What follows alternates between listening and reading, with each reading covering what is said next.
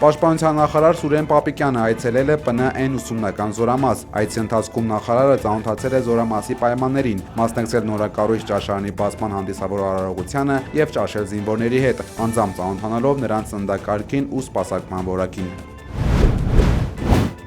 Պաշտպանության նախարարությունը հերքել է համացանցում տարածվող տեղեկությունները, թե ադրբեջանական զինուժը Նախիջևանի ուղղությամբ կրակ է բացել հայկական դիրքերի վրա։ Նախարարության մամուլի քարտուղարը հայտարարել է, որ տարածվող լուրերը չեն համապատասխանում իրականությանը եւ հերթական ապատեգատվությունն են։ Գերատեսչությունը կատարվածը որակել է որպես պետության դեմ ուղղված հիբրիդային արշավի դրսևորում։ Եթե Հայաստանի դեմ պատժամիջոցներ կիրառվեին, ապա Երևանը շատ ավելի վաղ կդադարեցներ օկուպացիան, հայտարարել է Ադրբեջանի նախագահ Իլհամ Ալիևը օկուպացված Արցախ այցի ընթացքում։ Ալիևի խոսքով, մեջբերում այդ փոքր, ոչ այնքան հարուստ, նույնիսկ աղքատ երկրի հանդեպ, սակայն այդպես էլ պատժամիջոցներ չկիրառվեցին։ Ավելին, որոշ երկրներ Հայաստանին միլիոնավոր, միլիարդավոր դոլարների անվճար զենք էին տրամադրում։ Այցի ընթացքում հայաթափված Ստեփանակերտում Ալիևը մասնակցել է հաղթանակի զբոսայգու բացմանը, որի 44 աստիճանները խորհրդանշում են 2020 թվականի պատերազմի տևողությունը։ ԱՄՆ փոխնախագահ Ջեյ Վենսը 2026 թվականի փետրվարին կայցելի Հայաստան, հայտնել է Հանուն Հանրապետության կուսակցության նախագահը։ ԱՄՆ արտաքին քաղաքականության փորձագետ Սուրեն Սարգսյանը Facebook-յան էջի գրառման մեջ չի բացառել, որ ֆորմալ առումով հաջորդ տարի կարող է բացվել Թրամփի ուղին, TRIP-ը։ Փորձագետը շեշտել է, որ Հայաստանում երբևէ ամենաբարձրաստիճան ամերիկացի պաշտոնյան եղել է Ներկայացուցիչների պալատի նախկին խոսնակ Նենսի Փելոսին 2022 թվականին եւ նախկին պետքարտուղար Հիլարի Քլինթոնը 2010 եւ 2012 թվականներին։ Ազգային բարերար Սամվել Կարապետյանի փաստաբանական խմբի անդամ Արամ Վարդևանյանը տեղեկացրել է, որ պաշտպանական կողմը վճռաբեկ դատարան բողոքներ է ներկայացրել վերաքննիչ դատարանի դեկտեմբերի 11-ի որոշման դեմ, որով անփոփոխ էր թողնվել Սամվել Կարապետյանի կալանքի որոշումը։ Փաստաբանը նշել է, որ վճռաբեկ դատարանի հակակոռուպցիոն պալատի դատավորների դեմ ներկայացվել է նաև կարգապահական վարույթ հարուցելու հաղորդում, դատարանի գործողությունները որակելով աբսուրդային։ Ըստ Վարդևանյանի, Սամվել Կարապետյանն արդեն 6 ամսից ավելի գտնվում է ապօրինի կալանքի տակ, որը կրում է քաղաքական պատվերի բնույթ, իսկ դատարանի կողմից մատնանշված քննչական ինտենսիվությունը իրականությանը չի համապատասխանում, քանի որ որևէ գործողություն այդ ընթացքում չի իրականացվել։ Բարձր պաշտոն զբաղեցնում Հայաստանում 2026 թվականի խորհրդարանական ընտրությունները ամենայն հավանականությամբ տեղի կունենան հունիսի 7-ին, թեև ընտրությունների օրը պաշտոնապես նշանակում է հանրապետության նախագահը, բայց ըստ օրենքով սահմանված ժամկետների հունիսի առաջին կիրակին է համապատասխանում այդ ժամկետներին։ Կենտրոնական ընտրական հանձնաժողովի նախագահը ասել է, որ 2026-ի ընտրությունների մասնակցող ուժերի ֆինանսական թափանցիկությունը ապահովելու համար նոր ժամանակակից գործիքներ են կիրառելու։ Կներդրվեն նաև մոնիթորինգային ծրագրեր փաստարկված հսկողություն սահմանելու համացանցում քարոզչության նկատմամբ։ Հնարավոր է արդյոք մոլդովական սցենարի կրկնություն Հայաստանում եւ ԿԸՆ չգրանցի ընտրություններին մասնակցել ցանկացող որոշ քաղաքական ուժերի, հարցրել են ԿԸ նախագահին։ Իսկ Մոլդովայում ինչ ա եղել։ Չէ, եթե դա ասեք Մոլդովայում ինչ ա եղել։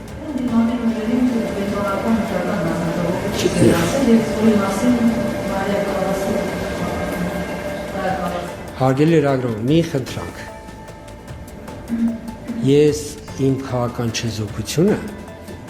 22 թվականի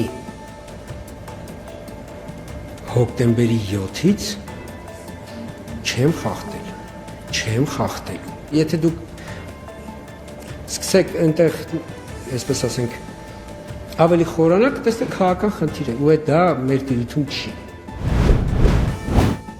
Վարչապետ Նիկոլ Փաշինյանի գլխավորությամբ կայացել է հակակոռուպցիոն քաղաքականության խորհրդի նիստ, որի ընթացքում քննարկվել է նախընտրական քարոզչության սահմանափակումների ուղեցույցը եւ կուսակցությունների մասին օրենքում նախատեսվող փոփոխությունները։ Արդարադատության նախարար Սրփույգ Գայլյանը ներկայացրել է պաշտոնյաների ու տեխնատուների քարոզչության մասնակցության կանոնները, կուսակցությունների ֆինանսավորման թափանցիկության եւ բարեվարկության մեխանիզմները։ Փաշինյանն առաջարկել է օրենսդրորեն սահմանել, որ կուսակցություններն ունենան բարեվարկության հարցերով զբաղվող հատուկ պատասխանատուներ կամ մարմիններ, ինչը թույլ կտա խուսափել խախտումներից, որն էլ իր հերթին կնպաստի քաղաքակիրթ քաղաքական գործունեությանը։ Վարչապետը շեշտել է, որ սահմանվող կանոնները պետք է ոչ թե հակարդ լինեն, այլ օգնեն կուսակցություններին գործել բացառապես օրինական դաշտում, կարևորելով նաև պատշաճ իրազեկման իրականացումը։ Մասնակցելու ենք հաջորդ տարվա ընտրություններին նոր ուժ կուսակցությունով։ Երևանի նախկին քաղաքապետ Հայկ Մարությանն այս նորությունը հայտնել է Facebook-ում կարճոլովակով։ Նա նշել է, որ իրենք կունենան համագումար եւ կներկայացնեն արդեն իսկ գոյություն ունեցող նախընտրական ծրագիրը։ Մարությանը սակայն չի մանրամասնել ընտրություններին մասնակցելու են առանձին, թե դաշինքով։ Ադրբեջանից եկած բենզինը ըստ էության վաճառվելու է, դա պրեմիում բենզին է։ Ադրբեջանական բենզինը մեր երկրում վաճառվող այլ պրեմիում տեսակի բենզինից 90 դրամ էժան կվաճառվի, հայտնել է էկոնոմիկայի նախարար Գևորգ Պապոյանը։ Ադրբեջանական բենզին չգնելու մասին հայտարարած քաղաքացիներին Պապոյանը այսպես է պատասխանել. Սիրելի քաղաքացիներ, դուք ազատ եք, հենց դա է մեր խնդիրը, որ դուք ազատ լինեք, դուք ինքներդ որ բենզինը ուզենաք առնեք, ինքներդ ընտրեք որտեղից եք ուզում առնել։ Պետության խնդիրն է, հնարավորինս տարբեր տեսակ, մեծ տեսականի կարողանա ձեզ համար ապահովել,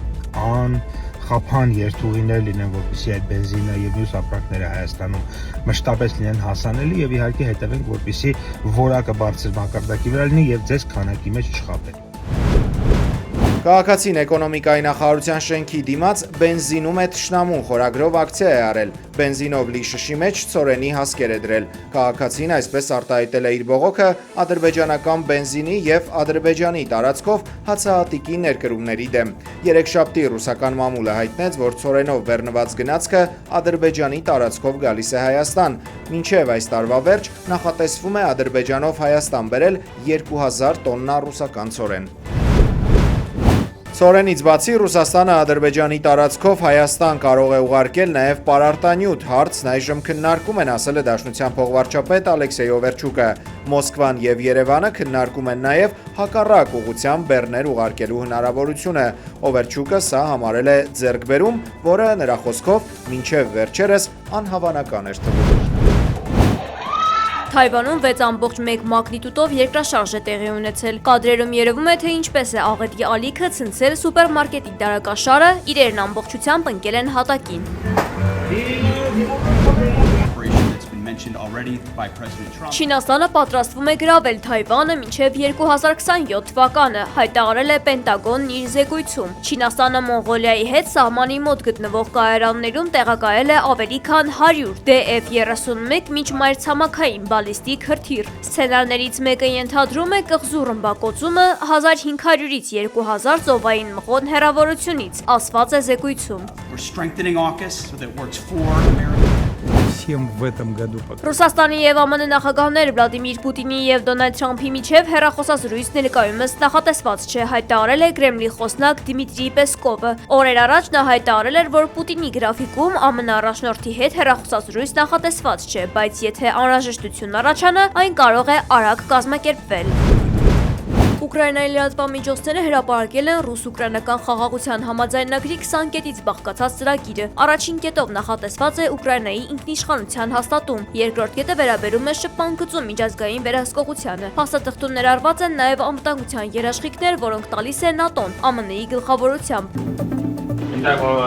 Խաղաղ ժամանակ Ուկրաինայի զինված ուժերի թվականակը պետք է կազմի 800,000 զինծառայող։ Ռուսաստանը պարտավորվում է օրենքով ամրագրել Եվրոպայի եւ Ուկրաինայի նկատմամբ չհարձակվելու պարտավորությունը։ Ամենաբարդ կետը տարածքների զիջման մասին է։ Քննարկվող տարբերակներից մեկով Ռուսաստանը պետք է դուրս գա Դնեպրոպետրովսկի, Նիկոլաևի, Սումիի եւ Խարկովի մարզերից։ Դոնեցկի, Լուգանսկի, Զապարոժիեի եւ Խերսոնի մարզերում կողմերը կմնան այս պահին զբաղեցրած դիրքերում։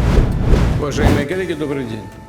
Ուկրաինայի եւ ԱՄՆ-ի միջև համաձայնեցված խաղաղության ծրագիրը, որն այսօր հրապարակել է Զելենսկին, չի պարունակում Ռուսաստանի համար կարևոր կետեր եւ չի պատասխանում շատ հարցերի։ Այս մասին գրել է Bloomberg պարբերականը, հղում անելով Կրեմլին մոտ կանգնած իր աղբյուրին։ Մոսկվան այդ պլանը դիտարկում է որպես հետագա բանակցությունների մեկնարկային կետ։ Ռուսաստանը փաստաթուղթը համարում է տիպիկ ուկրաինական ծրագիր, սակայն այն կուսումնասիրի սառը գլխով, շեշտել է Bloomberg-ի աղբյուրը, նկատել. Ռուսաստանին ձեռնտու չէ ՆԱՏՕ-ի հետագա ընդլայնման երաշխիքները երաշխիքների բացակայությունը։ Ուկրաինան չի կարող չեզոք կարգավիճակում մնալ Եվրամիությանն անդամակցելու դեպքում։ Չկան նաև Ուկրաինայի հետ պատերազմյան զինված ուժերի նկատմամբ այն սահմանափակումները, որոնք պահանջում է Ռուսաստանը, եւ ռուսերենի կարգավիճակի հստակ երաշխիքներ։ Բացի այդ, Ռուսաստանը հստակություն է ցանկանում պատժամիջոցների վերացման եւ արևմուտքում սառեցված միլիարդավոր դոլարների ռուսական պետական ակտիվների վերաբերյալ, գրել է Bloomberg-ը։